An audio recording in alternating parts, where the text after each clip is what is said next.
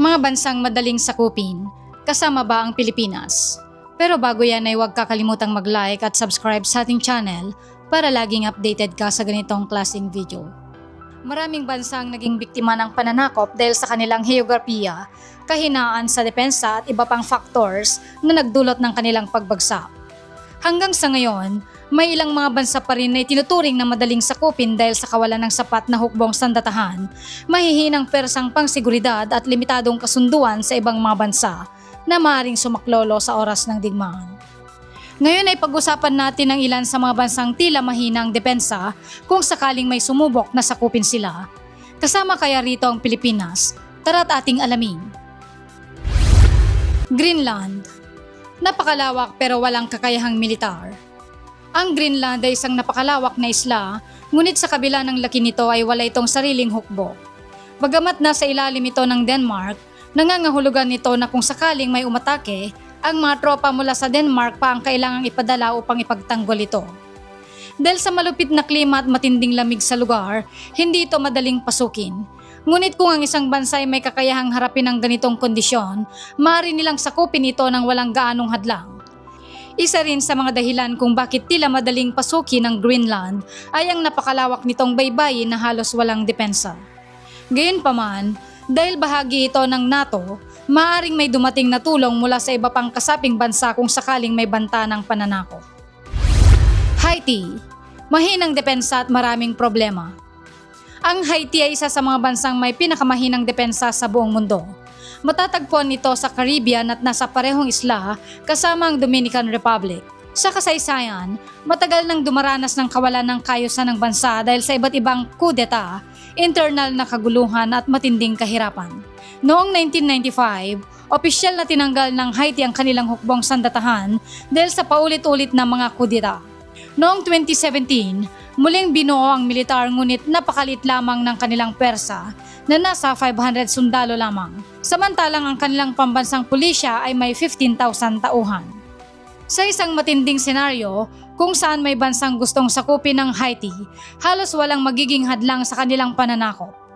Bukod sa mahinang depensa, ang bansa ay dumaranas din ng matinding katiwalian, kawalan ng estratehikong suporta mula sa ibang mga bansa at madalas na natural na sakuna tulad ng lindol at bagyo. Bagamat malakas ang diwa ng mga mamamayan nito, maaaring hindi ito sapat upang labanan ng isang organisadong persang militar mula sa labas. Costa Rica. Isang bansang walang hukbo. Kilala ang Costa Rica bilang isa sa mga pinakamapayapang bansa sa mundo at isa rin ito sa ilang bansang walang opisyal na hukbong sandatahan. Noong 1949, voluntaryong binuwag ng Costa Rica ang kanilang militar at nagtuon na lamang ng pondo sa edukasyon, ekonomiya at iba pang sektor. Bagamat magandang epekto nito sa kanilang ekonomiya at pamumuhay, nagiging isang malaking kahinaan ito pagdating sa usapin ng depensa. Kung sakaling may gustong sakupin ng Costa Rica, wala itong opisyal na sandatahang lakas na maaring lumaban sa kaaway. Ang tanging persang pangseguridad na mayroon ng bansa ay ang kanilang pambansang pulisya na may humigit kumulang 10,000 tauhan. Sa isang sitwasyon kung saan may umatake, maaaring mabilis nitong matalo ang mga ito. Gayunpaman, dahil malapit ito sa Estados Unidos at may malakas na ugnayan sa iba pang bansa, maaaring mabilis na may tumulong sakaling may banta ng pananakop. Ngunit tulad ng ibang malilit na bansa, maaaring hindi agad makarating ang tulong sa oras ng kagipitan. Tuvalu. Napakaliit na isla at walang depensa. Ang Tuvalu ay isa sa pinakamaliit at pinakahiwalay na bansa sa buong mundo. Matatagpuan ito sa Pacific Ocean at binubuo ng 9 na isla. Dahil sa napakaliit nitong ekonomiya at populasyon, wala itong sariling hukbong sandatahan. Ang seguridad ng bansa ay hawak lamang ng isang maliit na persa ng pulis. Walang mga tangke, eroplanong pandigma o kahit na anumang sandatahang lakas upang ipagtanggol ang kanilang soberanya. Ang isang posibleng hadlang sa sinumang gustong sakupin nito ay ang kanyang geographical na lokasyon. Dahil napakaliit ng isla at malayo sa ibang bahagi ng mundo, maring hindi sulit ang pagkuha nito. Ngunit kung ang isang bansa ay may interes sa pag-angkin sa teritoryo nito ay walang masyadong magiging sagabal sa kanilang pananakop. Aruba. Limitadong depensa at malayo sa Netherlands. Ang Aruba ay isa sa isla ng Caribbean na bahagi ng kaharian ng Netherlands. Bagamat may proteksyon mula sa Dutch government, wala itong sariling hukbong sandatahan. Ang seguridad ng isla ay nakasalalay lamang sa isang maliit na pwersa ng pulis na may humigit kumulang 650 tauhan. Isa sa mga kahinaan ng Aruba ay ang layo nito sa Netherlands, kaya't kung sakaling may umatake rito, maaaring matagalan bago dumating ang tulong mula sa Netherlands. Ang posibleng pagsakop sa isla ay maaaring maging madali para sa isang mas organisadong hukbo. Gayunpaman, dahil sa isa itong sikat na destinasyon para sa mga turista, maaaring may mabilis na tugon mula sa pandaigdigang komunidad kung sakaling may banta ng pananakop. Dumako naman tayo sa Pilipinas. Bagamat may ilang hamon pagdating sa depensa, ay hindi may tuturing na madaling sakupin ng Pilipinas. Isa sa pinakamalaking dahilan ay ang geographical nitong posisyon bilang isang archipelagong bansa. Napapalibutan ito ng malawak na karagatan, kaya't hindi madaling lusubin ng isang dayuhang hukbo nang hindi agad napapansin.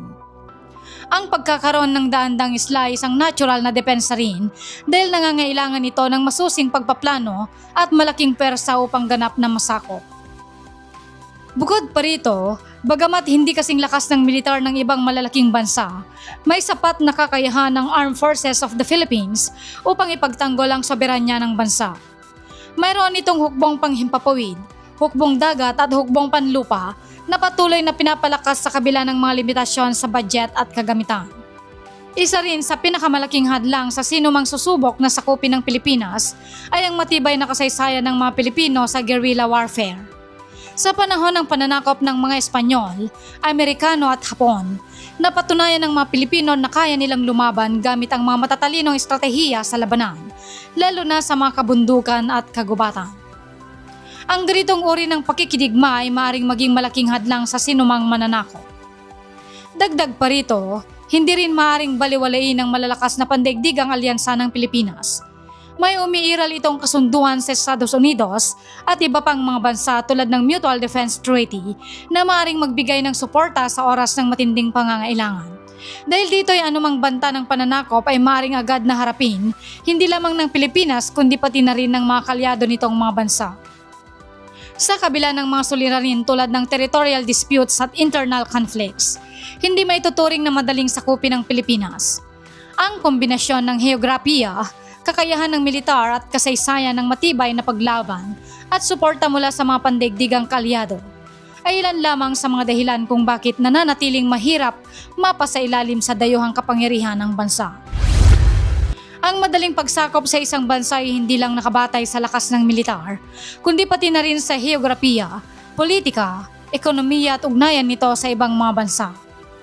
Habang may mga bansang madaling pasukin, may mga hadlang din na pumipigil sa mabilis na pananakop.